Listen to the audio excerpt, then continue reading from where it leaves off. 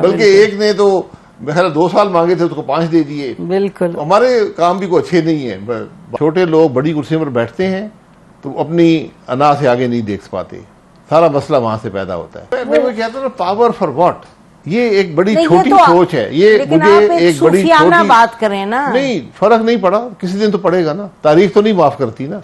आप अगर सियासतदान है, आपका जो इम्तिहान है वो पोलिंग स्टेशन पर होता है, ज्यादा से ज्यादा हर 5 साल बाद होता है। अगर आप जर्नैल हैं तो आप एक पूरे प्रोसेस से इलेक्ट होके आते हैं और एक प्रमोशन का पूरा निज़ाम है। जज आप किसी को अपॉइंट कर लें, यहाँ पर बंटवारे हुए हैं, मेरे चेंबर का जज इसको लगा दें जी, 2-4 लोग मिले, एक अपने चेंबर का लगा लिया, एक अपना रिश्तेदार लगा लिया और जज बना दिए। अब हम सारा पाकिस्तान 15 साल उनको भुगतेगा। जिस तरह जुडिशरी जजेस बनते हैं उनके हालात देख लें, उनके माजी देख लें, उनका जो रिकॉर्ड है उसको देखें, उसके बाद जज बनाएं। ये पार्लियामान का इख्तियार है।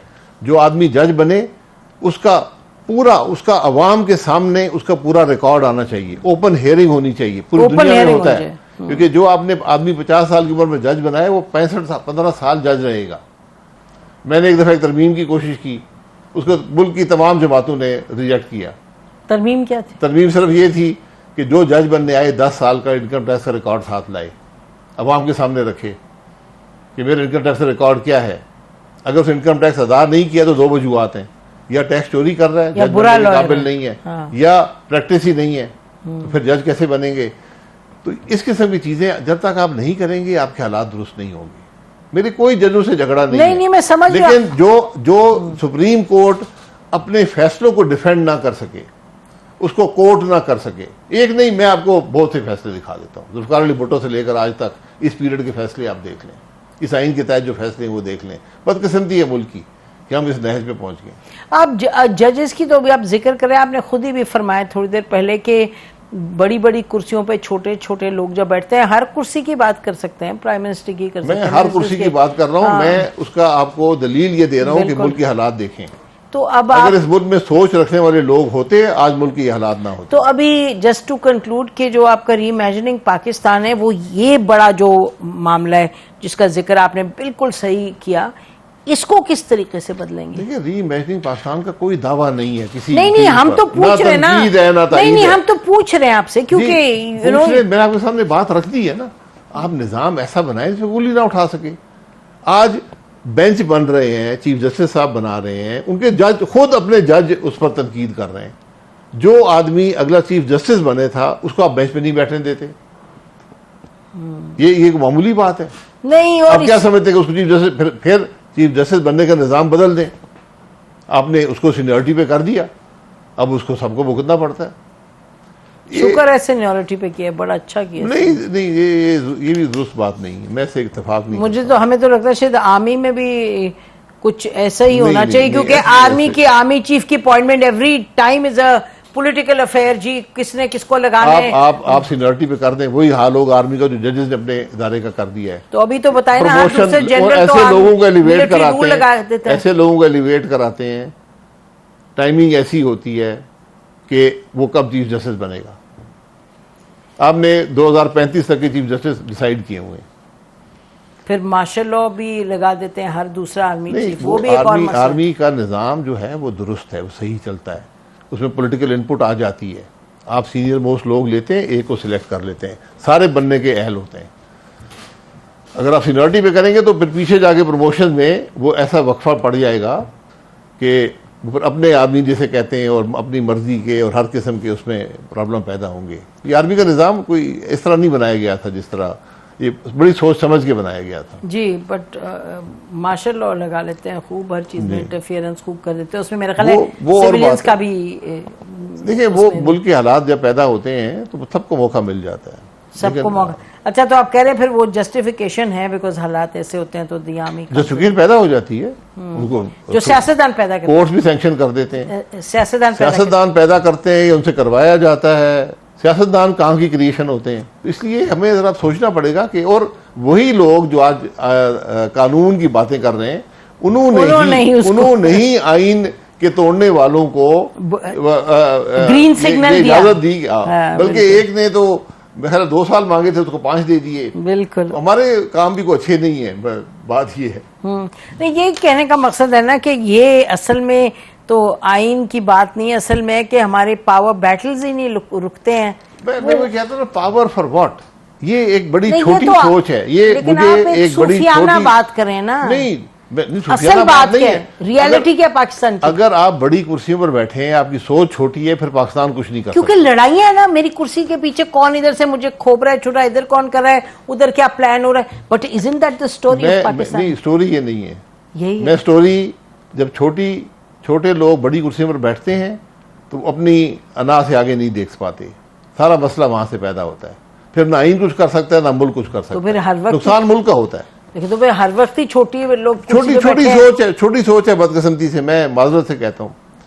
हमारे कहाँ से लाए लोग, तो इधर ही क्या है जी, कहाँ से लाए लोग, कहाँ से लाए? आप इंटरफियर मत करें पार्लियामान के निज़ाम में, इलेक्शन में इंटरफियर मत करें। लेकिन हर वक्त आप जिस तरह जुडिशरी जजेस बनते हैं, उनके हालात देख लें, उनके माजी देख लें, उनका जो रिकॉर्ड है उसको देखें, उसके बाद जज बनाएं। ये पार्लियामान का इख्तियार है। जो आदमी जज बने उसका अवाम के सामने उसका पूरा रिकॉर्ड आना चाहिए, ओपन हियरिंग होनी चाहिए, पूरी दुनिया में होता है। क्योंकि जो आपने आदमी 50 साल की उम्र में जज बनाए, वो 15 साल जज रहेगा।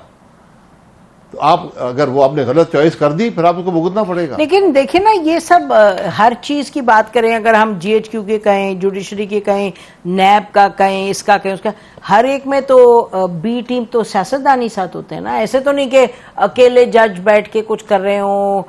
हम पास की बात कर लेते हैं, अभी छोड़ते हैं।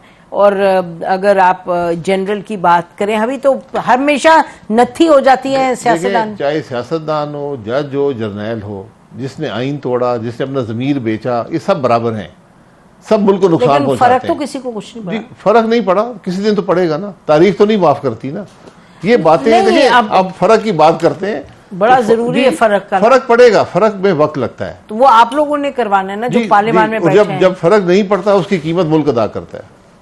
तो यही तो हम कीमत अदा कर रहे हैं, ये बात है। तो रुकेगा कहाँ ये? शायद तो फर्क पड़ा ना, मुल्क पे तो फर्क पड़ गया ना। उनको तो नहीं पड़ा, वो तो ओहदे में रहकर चले गए। लेकिन आपका ख्याल है 71 मुल्क टूटने के बाद अब आप देख रहे हैं कि हालात बड़े बेहतर हैं, और बहुत बेहतर तरीके से। मैं कहने का मकसद है, जब टूटा है तो किसको फर्क पड़ा है? मुल्क को फर्क पड़ा है। जो पावर एक्सरसाइज करने वाले उनको किधर फर्क पड़ा है? आप कहें जी आज देखें ये ABCD कितना बेहतर तरीके से अपने आप को कंडक्ट कर रहे हैं, आप ये तो नहीं कह सकते। नहीं, वो नहीं है ना, ये तो खराबियां हैं कि आइन बना, आइन की स्पिरिट बहुत अच्छी थी, लेकिन हमने उस पर अमल नहीं किया, हमने उसको ट्विस्ट कर दिया अपनी तरफ। यानी ये एक क्लासिक केस है कि मुल्क में जज कैसे बनते हैं, क्लासिक केस है। आइन में क्या तरमीम हुई और अभी उसकी इंटरप्रिटेशन क्या की गई, ठीक है, और उसके असरात क्या हैं। इसका ये 20 साल का 15 साल का तज्जिया जरा कर लें, आपको बात समझ आ जाएगी। मोटी बात चीजों से सबक हासिल करें। आप बताएं जजेस की पॉइंट में मोटी बात क्या है जो आप कह रहे हैं ना कि नहीं, मोटी बात यह है कि ये इख्तियार पार्लियामान का था, अप्रूवल पार्लियामान ने देनी थी। 18th अमेंडमेंट में झगड़ा पड़ गया था उसमें जी, तो उन्होंने पार्लियामान को रबर स्टैम्प बना दिया। ठीक, कि आप माने या ना माने, हमने तो अपॉइंट कर देना, तो फिर पार्लियामान ना भेजा करें, फिर खुद ही अपॉइंट करें। दुनिया में कोई मुल्क नहीं है जहाँ जज अपने आप को अपॉइंट करते हैं, मुझे कोई मुल्क बता दें। ये तो आप जो पूरे दुनिया के निज़ाम है, जो टेस्टेड है, ट्राइड है, उसकी नफी कर रहे हैं।